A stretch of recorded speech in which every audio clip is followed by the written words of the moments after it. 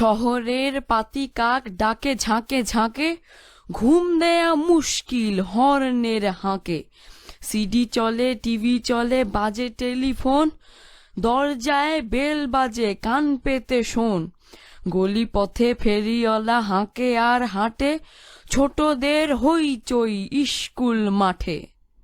পল্লীর সেই সুরে ভরে যায় মন, শহুরে জীবন জ্বালা শব্দ দূষণ। এক, শব্দগুলো পাঠ থেকে খুঁজে বের করি, অর্থ বলি।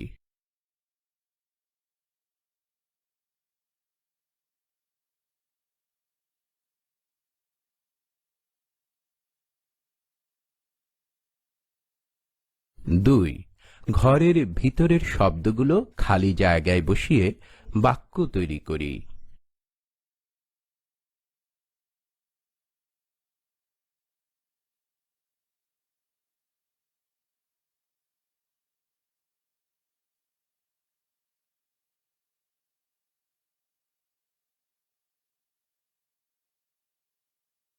তিন, নিচের প্রশ্নগুলোর উত্তর বলি ও লিখি।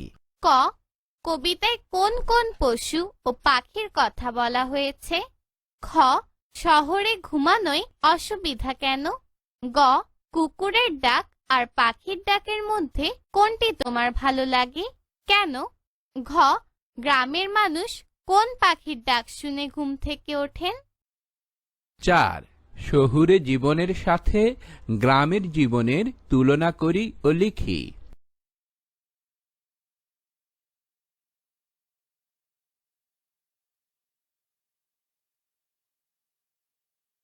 দুই, ঘরের ভিতরের শব্দগুলো খালি জায়গায় বসিয়ে বাক্য তৈরি করি।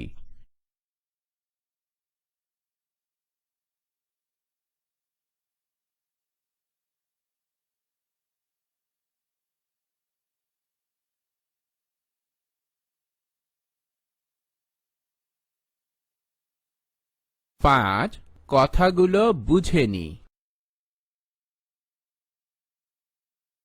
পল্লীর সেই সুরে ভরে যায় মন, শহুরে জীবন জ্বালা শব্দ দূষণ। শহরে শান্তিতে বসবাস করা মুশকিল, কারণ হাজার রকমের শব্দ কান ঝালাপালা করে দেয়। গ্রামের শব্দ অনেক কম, তার ফলে মনের শান্তি বজায় থাকে। ছয়, কবিতাটি আবৃত্তি করি।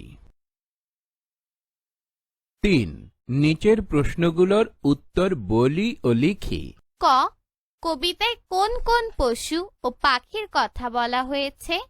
খ, শহরে ঘুমানোয় অসুবিধা কেন? গ, কুকুরের ডাক আর পাখির ডাকের মধ্যে কোনটি তোমার ভালো লাগে, কেন?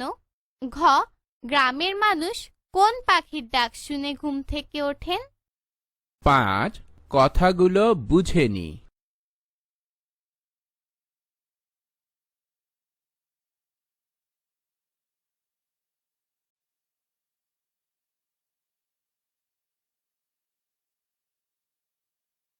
ছয়, কবিতাটি আবৃত্তি করি।